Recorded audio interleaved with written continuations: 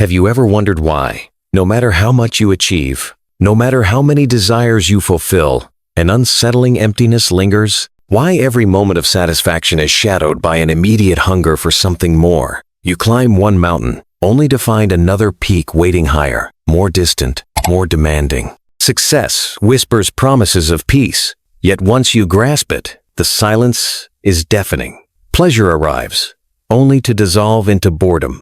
Love embraces you, yet fear lurks beneath. Fear of loss, fear of change, fear that perhaps it was never truly yours.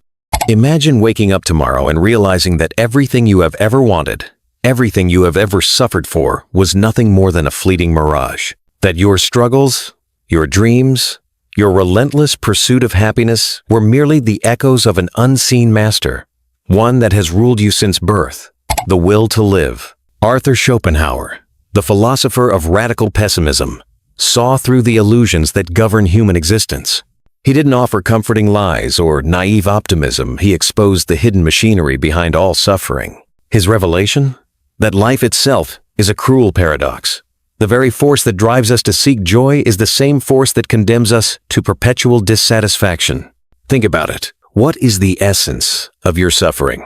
Is it pain? No. Pain is sharp, immediate, but it fades. Real suffering is the endless craving, the restless grasping, the insatiable hunger that gnaws at the edges of your mind. It is the longing for what you do not have, the terror of losing what you do, the exhausting treadmill of existence where pleasure is but a momentary relief from deeper agony. And yet, we obey. We wake up each day, bound by invisible chains, running toward an undefined horizon, believing that if we just run far enough, fast enough, we will find peace. But what if that horizon does not exist? What if the problem is not where we are running, but the fact that we are running at all? Schopenhauer saw what few dare to confront. The pursuit of happiness is not a path to fulfillment, but a trap designed by nature itself, a cycle without end, a hunger that feeds on itself. So if life is suffering, if desire is an endless torment, what then is the cure? How does one escape a prison so vast, so deeply ingrained into the fabric of existence itself? The answer is not what you think, and it is not what you have been told. To understand the nature of this unseen torment, we must first uncover its roots, why it exists, where it comes from, and why, despite all our efforts, it remains the inescapable shadow of human existence. The source of suffering is not external. It is not the tragedies of life, nor the betrayals of others, nor even the decay of time itself. The root of suffering is within, us woven into the very essence of what it means to be human. And the architect of this suffering? It is none other than desire itself. Schopenhauer did not arrive at this conclusion alone. Long before him, the Buddha taught that desire is the root of suffering. The Stoics spoke of the dangers of attachment, and Nietzsche, though he opposed Schopenhauer's pessimism, acknowledged that human beings are driven by an insatiable will to power. But Schopenhauer's insight was even more radical. He argued that we are not in control of our own desires. Rather, desire controls us. From the moment we are born, we are at the mercy of an unrelenting force, the willing, unconscious, irrational, ceaseless impulse that compels us to survive, to strive, to consume, to procreate, to dominate, to chase illusions of fulfillment that forever recede into the distance. This will does not care for our happiness. It does not seek our peace. It exists only to perpetuate itself, using us as vessels for its blind and endless hunger. Look around. Every action, every ambition, every pleasure is merely a brief respite before the next craving begins. You get what you want, but the satisfaction is fleeting. A new desire takes its place, and you are once again enslaved to the cycle. This is the silent tyranny under which all of humanity suffers. And yet, most people never see it. They are trapped in a grand illusion, the belief that happiness is just one more achievement, one more possession, one more experience away. Society reinforces this illusion, promising fulfillment through wealth, status, romance, and pleasure. We are conditioned from birth to chase these things, to believe that success means happiness, that failure means despair. But Schopenhauer, in his cold, unflinching vision, saw the truth. No external condition can ever bring lasting fulfillment, because the very nature of desire ensures that the moment one craving is satisfied, another arises. Psychologists today would recognize this as the hedonic treadmill idea that human beings quickly return to a baseline level of satisfaction no matter what happens to them. A man wins the lottery and feels euphoric for a while, but soon, the new wealth becomes normal. He finds new problems, new worries, new desires. A woman suffers heartbreak and believes she will never recover until time dulls the pain, and new desires emerge to take its place. We are trapped in a cycle we do not even recognize. Schopenhauer's insight was devastatingly simple. So long as we are slaves to the will, we will never be free. And yet, breaking free seems impossible. After all, how do you escape something that is woven into your very existence? This is the hidden problem. The force that binds you is not a physical chain. It is something deeper, something more insidious, an invisible prison built not of walls, but of longing. But what happens when this prison is left unchecked? What happens when entire civilizations are built upon illusions of fulfillment that can never truly satisfy? The consequences are far more profound than you might think. You wake up every day to an illusion. You may not realize it, but your very reality, the world you experience as life, is structured by the desires you are constantly feeding. The food you consume, the clothes you wear, the career you chase, the relationships you form. All of it is filtered through a lens of yearning. A lens you did not choose. You were born into this framework, and like a fish who has never seen the ocean, you live and breathe within the currents of desire. This is the first consequence. We are prisoners of an invisible force, so embedded in our lives that we do not even see the bars of our cell. Consider the modern world, a hyper-connected, consumer-driven society, where everything is sold as a solution to your perceived lack. You need this gadget, that car, this experience, that status symbol, and each of these promises the fulfillment of a longing. But no matter how many of these promises you consume, you are left with more longings. The momentary pleasure fades into a background noise, only to be replaced by an even louder desire. The result? A society that is perpetually restless. People are running not toward happiness, but away from emptiness. We are constantly distracted, numbing ourselves with more and more things in an attempt to silence the gnawing ache of desire. It is a collective madness, where even the most successful individuals are slaves to the very forces they believe they have mastered.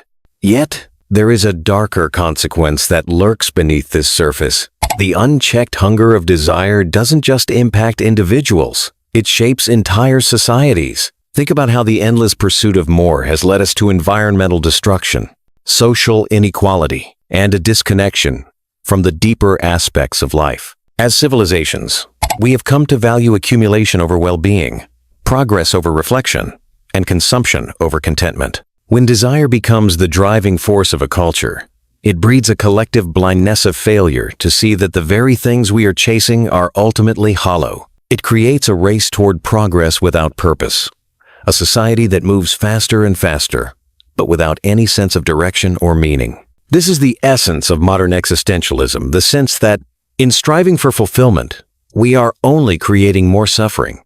In this world, everyone is striving for something: money, power, beauty, love. But few stop to ask, what do we do when we get there? What happens when we achieved everything we thought we wanted? The answer, for most, is disillusionment. And the cycle begins again, now on a higher level, more desperate, more frantic. So, what happens when this cycle is left unchecked? Schopenhauer warned us that without understanding the nature of this insatiable force, the very fabric of life unravels. The consequences are far greater than we imagine on both a personal and societal level. Yet, there is a way out of this madness, a way to break free from the prison we have built for ourselves. But to find the key, we must understand the rebellion that awaits us. Imagine standing on the edge of your life, surrounded by the endless noise of wanting, chasing after success, fame, wealth, love, and all the things you believe will bring you peace. Each step you take seems to lead you closer to fulfillment. But when you finally grasp what you've been after, you realize something unsettling. The satisfaction was temporary, and you're still hungry for more. The momentary pleasure fades, and the cycle starts again. The question is, Why does this endless chase continue? Here lies the radical rebellion that Schopenhauer proposes. The path to freedom is not through more accumulation, but through releasing the need for constant pursuit. Schopenhauer's philosophy confronts a truth many are unwilling to face. We are enslaved by desire. Each craving, each ambition, keeps us in a loop, relentlessly pushing us forward, only for us to find that the next goal is just another illusion. The more we achieve, the more we crave. This, Schopenhauer argues, is the very essence of human suffering. The rebellion, however, is not a denial of desires. It is an awakening to the reality that desires themselves are the problem. Freedom doesn't come from acquiring more, but from stepping outside the cycle of unending longing. Instead of striving for the next goal or accumulation, you can choose to ask, what if peace is found not in having more, but in needing less? This shift in perspective is revolutionary. Schopenhauer's challenge is to stop identifying with the endless stream of desires and, instead, to recognize that you are not defined by what you want. This realization cuts through the illusion that fulfillment lies outside of yourself. The truth is, peace comes not from the things you pursue, but from the ability to see that you are whole and complete without them. One way to break free is through aesthetic experiences, those moments when you lose yourself in art, nature, or music. These experiences provide a brief escape from the tyranny of the will. For a moment, you stop striving, and instead, you become immersed in something that connects you to something beyond the self. These moments offer a glimpse of what life could be like without the constant pull of desire. At the heart of Schopenhauer's rebellion is this: you do not need to control, acquire, or conquer to find peace. True freedom comes when you stop reaching for external validation and begin accepting life as it is. This acceptance isn't about withdrawal or apathy. It's about acknowledging that life's imperfections and challenges are part of the greater whole. You are not separate from your desires. You are the awareness that experiences them. The true rebellion, then, is to stop the endless chase. When you release the need for external fulfillment, you begin to experience the richness of the present moment. You realize that all you've ever needed was already inside you. The cycle of longing may never fully disappear, but your relationship with it changes. You no longer believe that fulfillment is just one more thing away. You see that peace lies in the absence of constant striving. Schopenhauer's rebellion is not about renouncing life. It's about changing the way you engage with it. Freedom is found in renouncing the desire for more and embracing the serenity of what is already present. Imagine for a moment that you've just been handed the key to understanding your entire existence. In this fleeting moment, you realize that everything you thought was essential to your happiness, the success, the possessions, the relationships, has been nothing but a distraction, an illusion. What if all this striving, all this chasing, was never going to fulfill you in the way you imagined? This is the ultimate realization Schopenhauer offers, the deepest, most powerful truth. Our suffering does not come from the world itself, but from our relationship to it. The world is not inherently filled with pain and disappointment. It's the insatiable nature of our desires that distorts our experience of reality. The final revelation is that true freedom, true peace, does not lie in anything external. It lies in our ability to accept what is. This means not accepting life because it's easy or comfortable, but because it is as it is, with all its contradictions, imperfections, and moments of suffering. Schopenhauer's most profound insight is that freedom is not achieved by chasing a future fulfillment, but by understanding the futility of the chase itself.